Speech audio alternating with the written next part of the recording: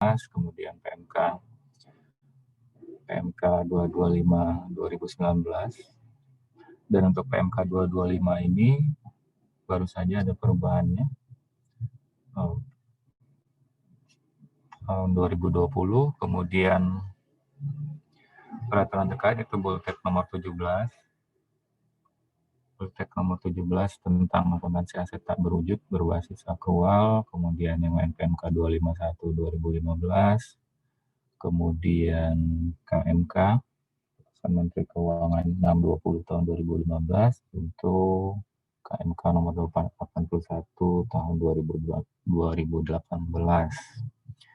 Itu antara lain peraturan-peraturan yang terkait dengan aset lainnya.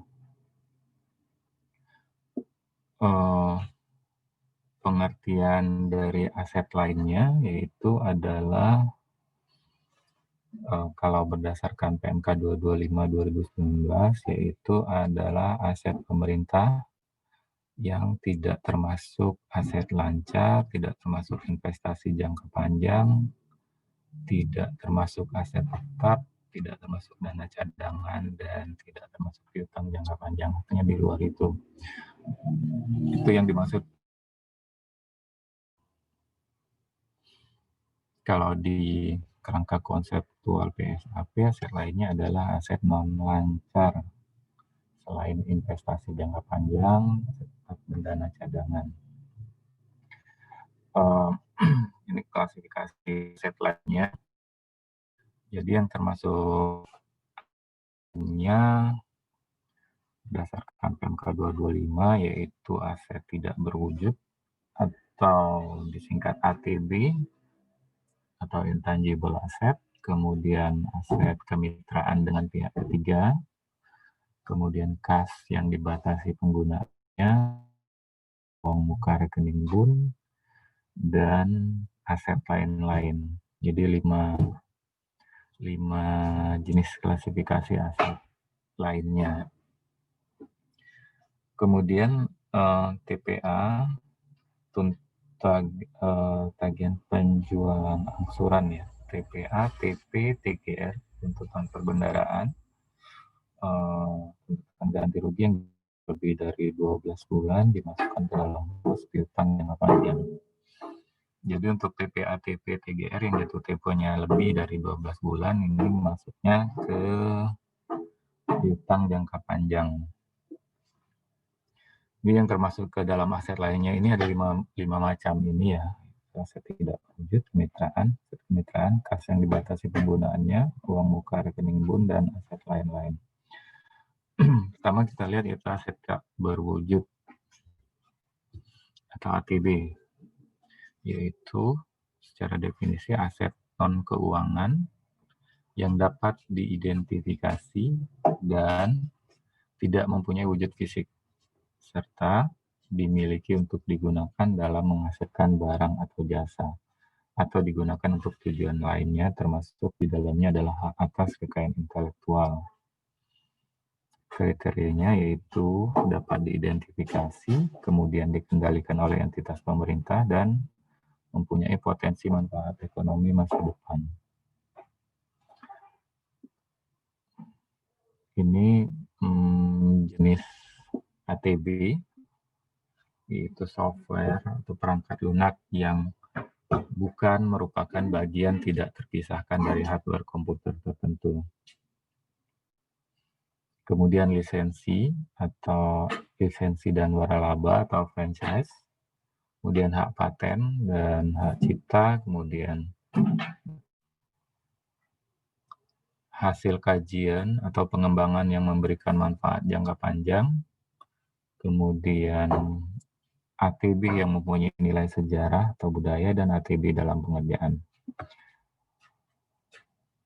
Kemudian cara perolehan ATB dapat berasal dari pembelian, pengembangan secara internal,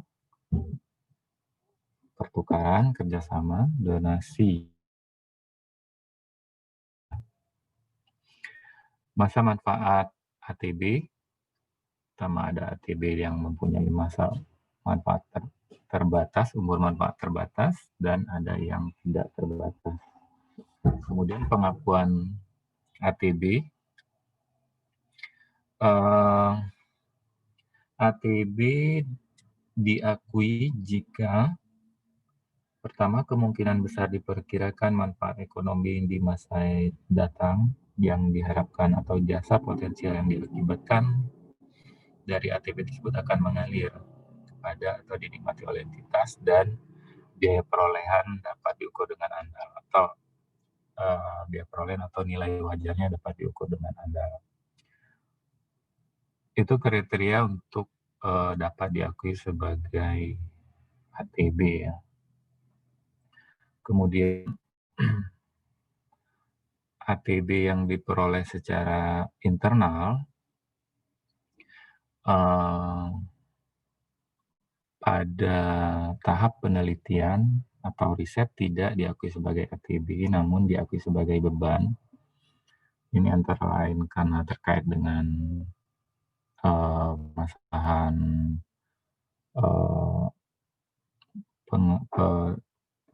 penilaian atau pengukuran nilai perolehan. Kemudian pada tahap pengembangan dikapitalisasi sebagai ATB. Kemudian biaya pengembangan situs web diakui sebagai ATB jika dikembangkan melalui kontrak dengan pihak ketiga. Jika dikembangkan sendiri, maka harus memenuhi persyaratan pengakuan ATB yang berasal dari pengembangan. Kemudian ATB yang perangkat lunak atau software komputer. ATB yang diperoleh secara internal, artinya dibuat sendiri oleh entitas, maka tidak diakui sebagai ATB. Yang diakui sebagai ATB adalah perangkat lunak yang dibeli atau diperoleh dari eksternal.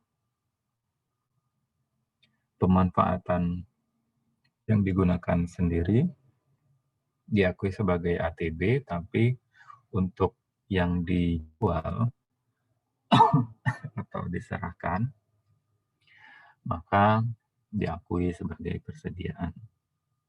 Kemudian untuk masa manfaat yang kurang dari 12 bulan tidak dikapitalisasi, lebih dari 12 bulan dikapitalisasi. Itu untuk perangkat lunak atau software komputer ya.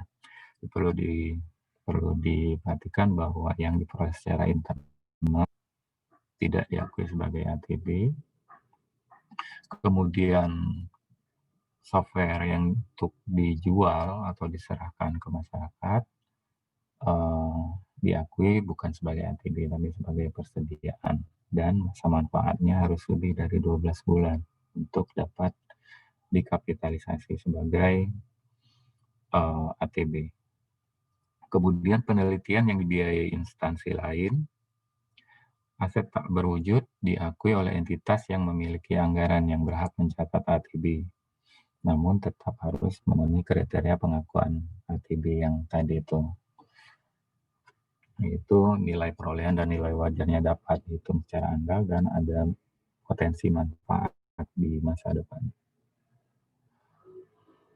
Pengukuran ATB untuk pengukuran awal sebesar biaya perolehan atau sebesar nilai wajarnya. Untuk pengukuran setelah perolehan, artinya pengembangan, harus dilihat apakah menambah sisa umur manfaat ekonomi selanjutnya atau meningkatkan nilai guna dalam bentuk peningkatan kapasitas, aktivitas, dan efisiensi. Untuk pengukuran ATB yang diperoleh secara internal, untuk yang diperoleh secara internal adalah dari kegiatan pengembangan diakui sebesar biaya perolehan, pengeluaran yang awalnya telah diakui oleh entitas sebagai beban tidak boleh diakui sebagai bagian dari harga perolehan ATB di kemudian hari.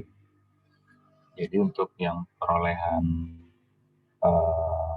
misalnya dari riset tadi, itu kan diakui sebagai beban, maka di kemudian hari tidak boleh kemudian dirubah sebagai bagian dari harga perolehan ATB. Khusus pengembangan software komputer, pengeluaran tahap pengembangan aplikasi dikapitalisasi. Kemudian amortisasi atau penyusutan ATB ya. Untuk yang ATB mempunyai masa manfaat terbatas, diamortisasi selama masa manfaat dengan asumsi nilai residunya 0, tidak ada nilai residu, kemudian dapat menggunakan metode garis lurus, metode saldo menurun ganda, atau metode unit produksi. Untuk ATB yang yang masa manfaatnya tidak terbatas, maka tidak dilakukan amortisasi.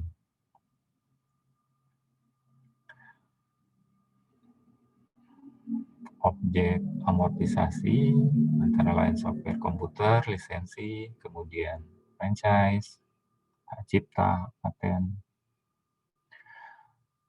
Setiap unit ATB dengan nilai residu 0, kecuali terdapat komitmen dari pihak ketiga yang akan mengambil alih ATB pada akhir masa manfaat, kemudian terdapat pasar aktif atas aset tersebut. Metode yang digunakan adalah metode garis lurus merata setiap semester. Ini berdasarkan PMK 251/2015. Kemudian penghentian dan pelepasan ini pada saat dihentikan dari penggunaan maka dipindahkan ke pos aset lain-lain. Kemudian pada saat dihentikan secara permanen atau dilepas, maka dikeluarkan dari neraca dan diungkapkan dalam catatan atas laporan keuangan. Kemudian ATB yang dihentikan karena tidak ada manfaat masa depan, maka nilai tercatat diakui sebagai beban. Dan pada saat dilepas karena dijual atau dipertukarkan, maka selisih antara nilai buku dengan hasil penjualan diakui sebagai kerugian atau keuntungannya dalam hal terdapat selisih lebih. Kemudian jurnal yang terkait dengan ATB pada saat diterima aset lainnya berupa ATB, maka membentuk jurnal akrual aset lainnya ATB belum diregister pada utang yang belum diterima tagihannya. Kemudian pada saat validasi SPP SPM, jurnal akrualnya adalah utang yang belum diterima tagihannya pada belanja modal yang masih harus dibayar sebesar nilai perolehannya. Kemudian pada saat SP2D di jurnal kas dicatat belanja modal lainnya pada ditagihkan ke entitas lain, dan di jurnal akrual belanja modal yang masih harus dibayar pada ditagihkan ke entitas lain. Kemudian jurnal lainnya pada saat pengakuan aset definitif ya, pendetailan aset. Pada saat pendetailan aset di jurnal akrual yaitu aset lainnya belum diregister. Bila saat tanggal pelaporan perolehan ATB belum selesai, maka di jurnal akrual dicatat ATB dalam pengerjaan pada aset lainnya ATB belum diregister. Kemudian pada saat ATB dalam pengerjaan tersebut selesai, maka jurnal akrualnya adalah aset lainnya ATB pada ATB dalam pengerjaan. Kemudian amortisasi, mencatat amortisasi di jurnal akrual beban amortisasi ATB pada akumulasi amortisasi ATB. Kemudian jika terdapat penyesuaian dalam amortisasi, maka jurnalnya beban amortisasi ATB pada akumulasi amortisasi ATB sebesar nilai yang disesuaikan. Kemudian dalam hal penyesuaian untuk periode yang telah lewat, periode sebelumnya, maka di jurnal akrual dicatat ekuitas pada akumulasi amortisasi ATB. Itu jurnal-jurnal yang terkait dengan pencatatan atau perlakuan akuntansi aset tak berwujud. Kemudian penyajian dan pengungkapan, ATB disajikan dalam neraca sebagai bagian dari aset lain. Hal-hal yang diungkapkan yaitu masa manfaat dan metode amortisasi yang digunakan, kemudian nilai tercatat bruto yang telah dilakukan, dan kemudian penambahan maupun penurunan nilai tercatat pada awal dan akhir periode, termasuk penghentian dan pelepasan aset tidak berwujud. Itu mengenai ATB ya, sebagai salah satu bagian dari aset lainnya. Kemudian TPA, TP, TBR ini adalah bagian dari piutang jangka panjang ya, lewat aja ya, untuk dibaca aja. Kemudian kemitraan dengan pihak ketiga. Jadi salah satu bagian dari aset lainnya adalah kemitraan dengan pihak ketiga. Ada beberapa definisi terkait di sini. Kemitraan itu perjanjian antara dua pihak atau lebih yang mempunyai komitmen untuk melaksanakan kegiatan yang dikendalikan bersama dengan menggunakan aset dan atau hak usaha yang dimiliki. Kemudian aset kemitraan dengan pihak ketiga yaitu aset tetap yang dibangun atau digunakan untuk menyelenggarakan kegiatan kerjasama atau kemitraan. Jadi aset kemitraan di sini diperlakukan sebagai bagian dari aset lainnya. Kemudian ada kerjasama pemanfaatan atau KSP, itu pendayagunaan BUMN oleh pihak lain dalam jangka waktu tertentu dalam rangka peningkatan PNBP dan sumber pembiayaan lainnya. Kemudian ada lagi istilah masa kerjasama atau kemitraan, yaitu jangka waktu di mana pemerintah dan mitra kerjasama masih terikat dengan perjanjian kerjasama atau kemitraan. Kemudian bangun kelola serah atau BKS atau BOT, Bill Operate Transfer, yaitu jenis kemitraan. Definisinya adalah pemanfaatan tanah milik pemerintah oleh pihak lain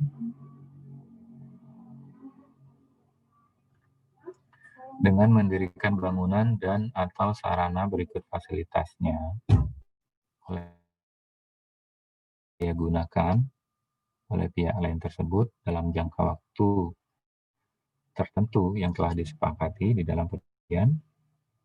Untuk selanjutnya tanah beserta bangunan dan atau sarana berikut fasilitasnya diserahkan kembali kepada pengelola barang atau kepada pemerintah setelah berakhirnya jangka waktu kerjasama BKS ini.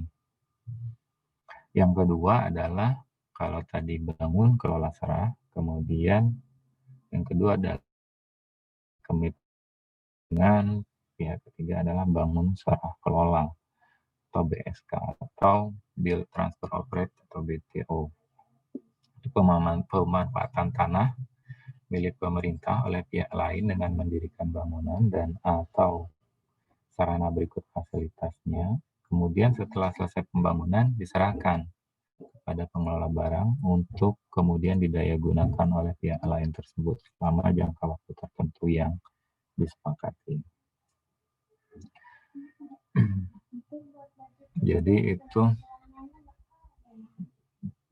dua jenis kemitraan dengan pihak ketiga, kemudian pengakuan BKS dan BSK diakui saat terjadi perjanjian kerjasama kemitraan, yaitu perubahan klasifikasi dari aset tetap atau kemitraan. Kemudian hal-hal lain yang terkait dengan pengakuan bisa dibaca di sini ya. Kemudian pengukuran aset yang diserahkan pemerintah untuk diusahakan dalam perjanjian kerjasama atau kemitraan harus dicatat sebagai aset kerjasama kemitraan sebesar nilai bersih yang tercatat pada saat perjanjian atau nilai wajar pada saat perjanjian, dan dipilih yang paling objektif atau paling berdaya uji.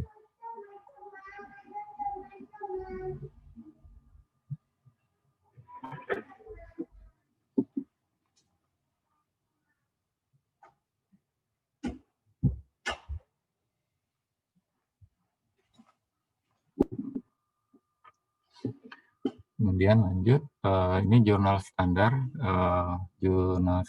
bangun serah kelola, bangun serah guna, build transfer operate. Pada saat tanda tangan kontrak, yaitu reklasifikasi dari aset tetap ke aset kemitraan ya, maka di jurnal akrual adalah kemitraan dengan pihak ketiga, BSK, pada aset tetap. Kemudian selesai dibangun,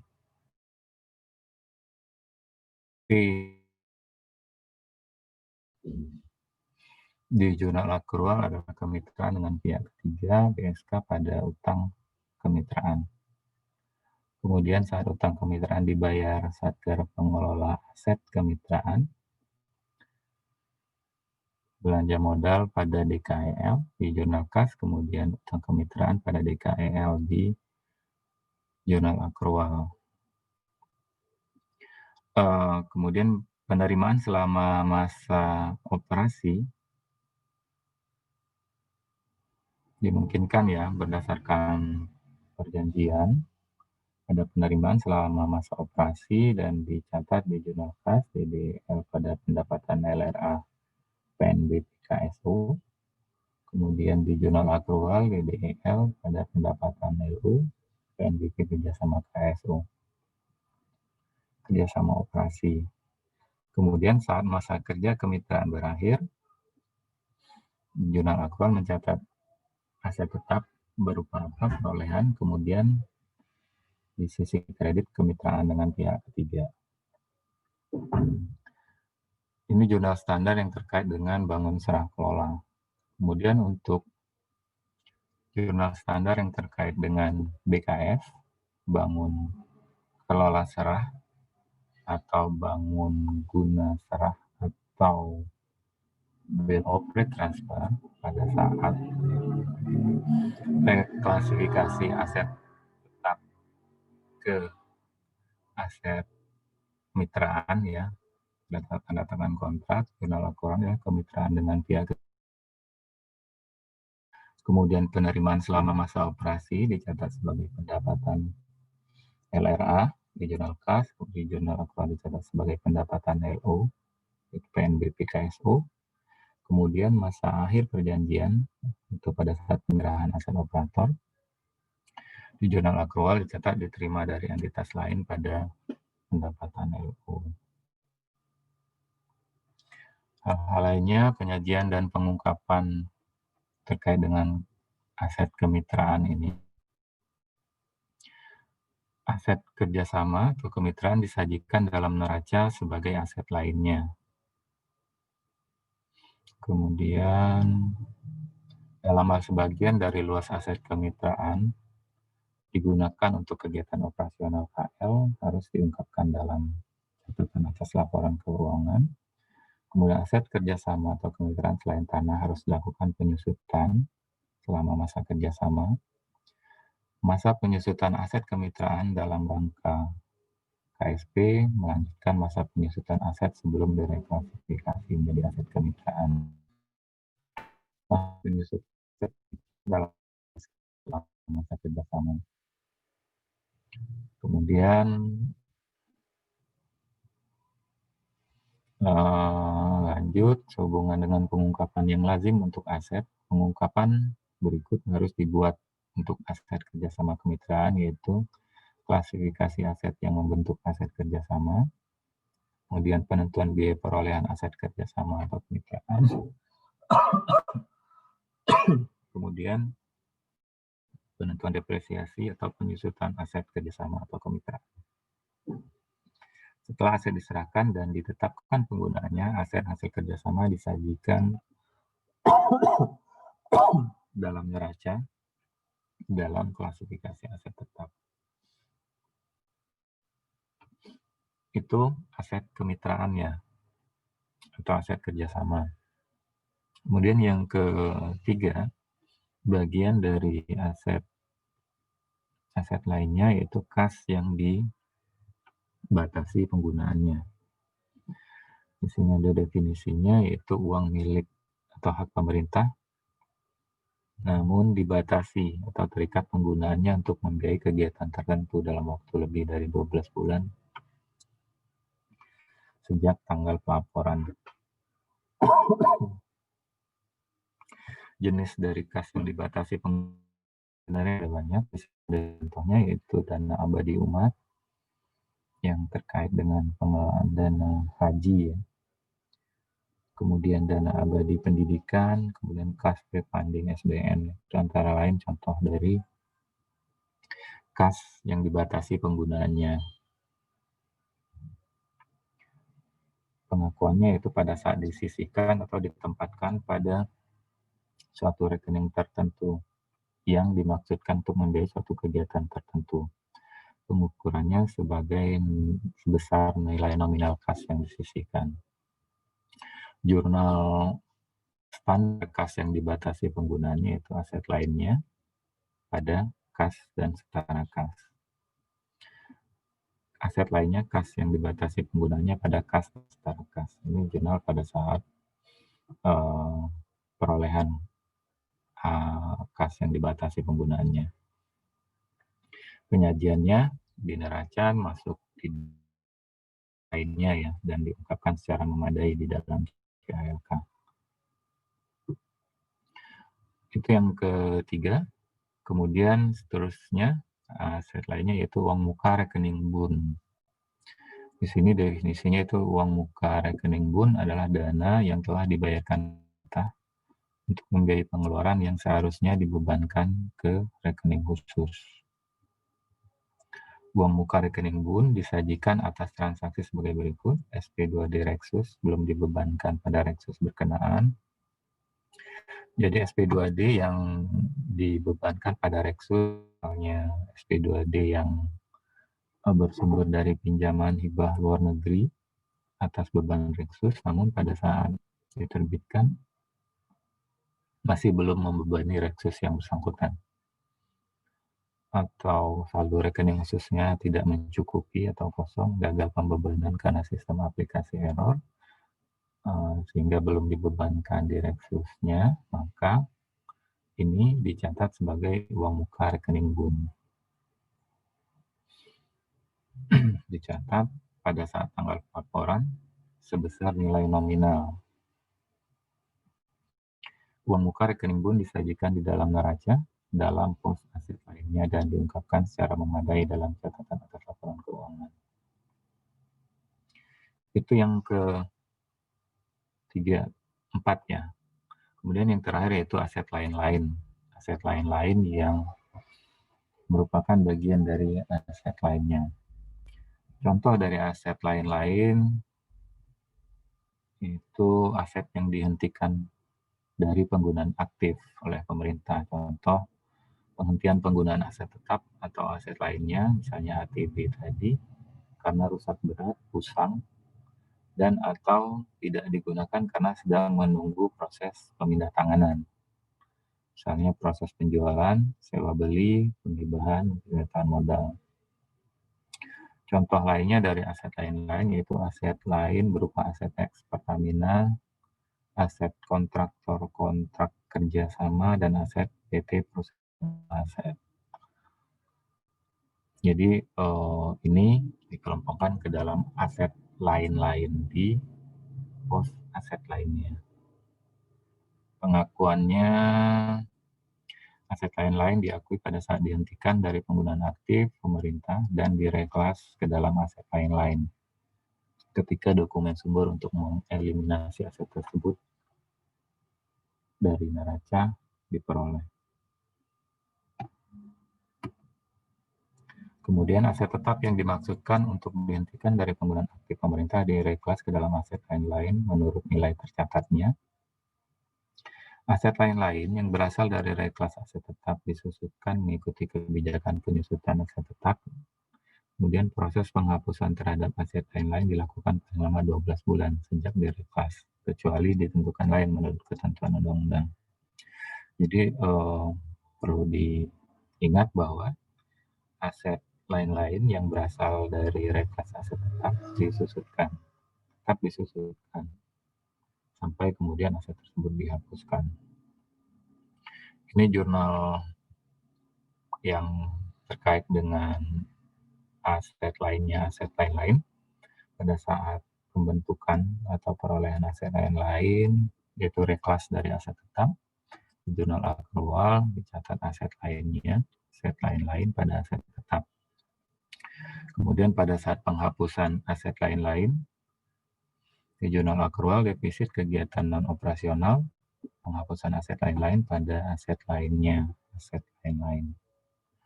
Kemudian pengembalian belanja tahun anggaran berjalan. Ini jurnal ini sebenarnya pernah kita bahas ya di pertemuan sebelumnya yang terkait dengan pengembalian belanja baik tahun anggaran berjalan maupun tahun anggaran yang lalu.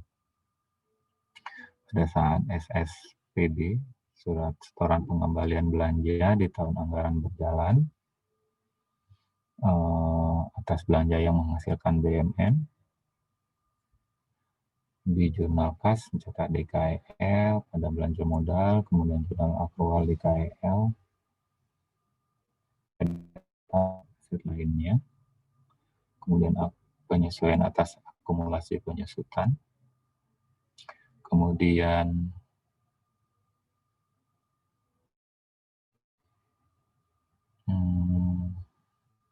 penyajian dan pengungkapan aset lain-lain disajikan dalam kelompok aset lainnya dan diungkapkan secara memadai.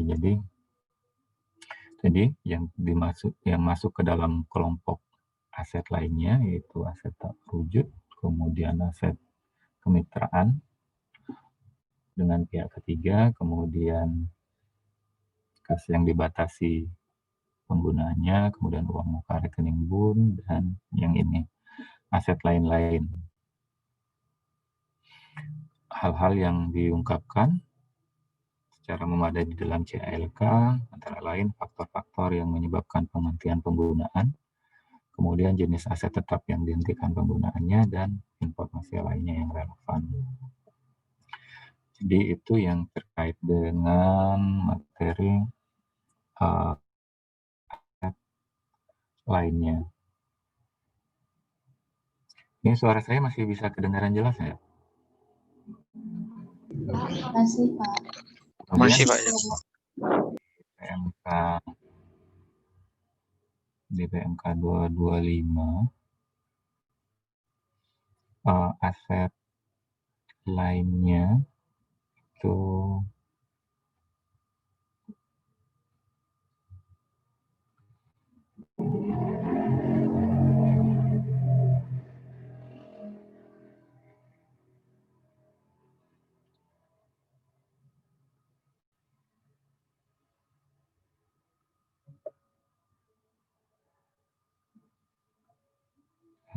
akhirnya kita lihat sekilas di materi di PMK 225. Lainnya itu aset tak berwujud, keterangan pihak ketiga, kemudian kas yang dibatasi penggunaannya, uang muka rekening bun, dan aset lain-lain, kemudian definisi, kemudian kriteria ATB ya, dapat diidentifikasi, dikendalikan, dikuasai atau dimiliki oleh pemerintah, kemudian manfaat ekonomi dan sosial atau jasa potensial di masa mendatang, dan yang terakhir biaya perolehan atau nilai wajar dapat diukur dengan andal. Jenis ATB, kemudian ATB diakui jika memenuhi keseluruhan persyaratan ini. Kemudian penelitian atau riset tidak dapat diakui sebagai ATB dan diakui sebagai beban. Kemudian pengembangan dapat diakui sebagai ATB setelah memenuhi syarat-syarat ini ya, kelayakan teknis, kemudian dan seterusnya. Kemudian penghentian dan pelepasan ATB, kemudian penyajian di neraca, kemudian perlakuan khusus yang terkait dengan ATB, software komputer, software yang dibangun atau dikembangkan sendiri oleh instansi pemerintah tidak diakui sebagai ATB. Software yang dibangun atau dikembangkan oleh pihak ketiga diakui sebagai ATB sebesar nilai kontraknya. Kemudian software yang dibeli yang tidak terkait hardware, artinya kalau softwarenya itu bukan merupakan bagian hardware-nya, maka dikapitalisasi ATB setelah memenuhi kriteria perolehan aset.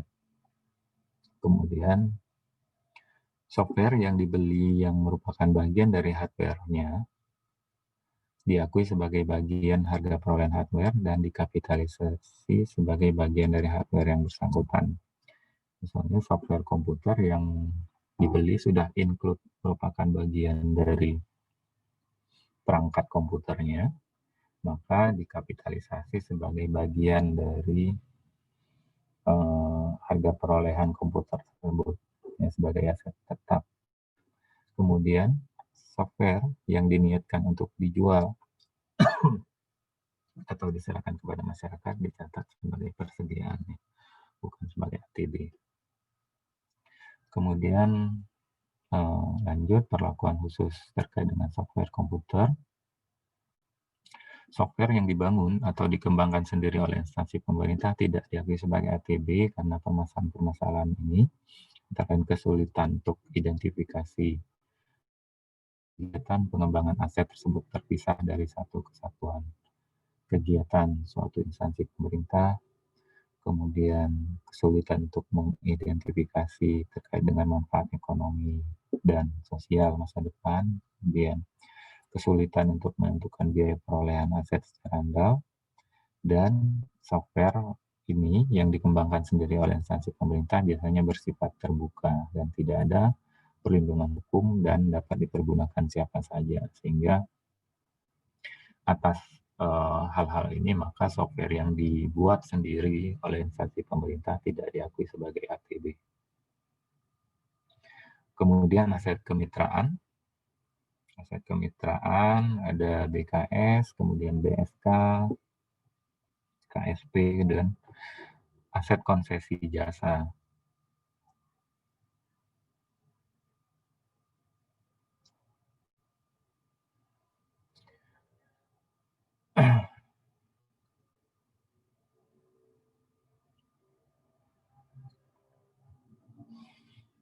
Disajikan di neraca sebagai aset lainnya.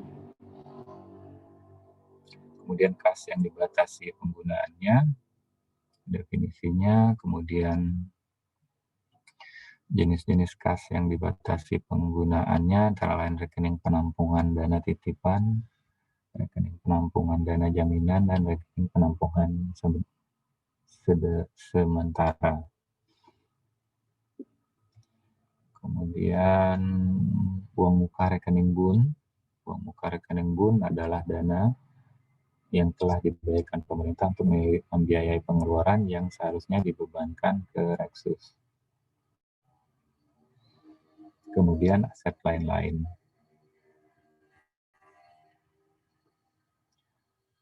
Oke, itu materi-materi yang sekilas ya terkait dengan perlakuan akuntansi aset lainnya. Nanti di minggu depan atau di minggu-minggu selanjutnya ini akan kita bahas lagi ya. Nanti kita coba latihan soal, contoh-contoh soal yang terkait, termasuk dengan materi-materi lainnya, untuk latihan sebelum UAS ya. Nah, untuk pertemuan hari ini demikian ya materi yang bisa saya sampaikan. Untuk selanjutnya masih ada waktu, saya minta untuk membuat resume atau catatan atas materi tadi seperti biasa ya, minimal dalam 1 halaman dan nanti di submit di LMS. Nanti hal-hal lainnya nanti kita bahas lagi di pertemuan minggu selanjutnya. Gitu ya. Baik, Pak. Oke, jadi untuk penyampaian materinya saya cukupkan sampai di sini. Selanjutnya silakan dibaca lagi materinya dan dibuat resumenya. Nanti di submit paling lambat pukul 10.30 hari ini. Oke, demikian untuk hari ini ya. Karena kebetulan saya ada agenda yang tidak bisa ditinggal. Jadi silakan dilanjut. Kalau misalnya nanti ada hal-hal yang perlu ditanyakan, nanti bisa kita bahas lagi di minggu depan. Demikian untuk hari ini. Saya akhiri, sampai ketemu lagi di minggu depan di jam yang sama ya, Joshua ya. Nggak libur kan ya minggu depan ya? Iya, Pak. Enggak, Pak. Oke, baik. Terima kasih. Saya akhiri. Materinya udah saya kirim belum tadi ya? Udah ya? Udah, Pak. Oke, baik. Terima kasih. Saya tutup. Selamat pagi. Assalamualaikum warahmatullahi wabarakatuh. Oh ya, Terima kasih banyak, Pak. Selamat ini pagi, Pak. udah hadir semua? Udah ya? Udah, Pak. Ya, Pak. Oke. Terima kasih. Assalamualaikum warahmatullahi wabarakatuh. Terima kasih, Pak. Waalaikumsalam warahmatullahi wabarakatuh. Terima kasih, Pak. Terima kasih, Pak.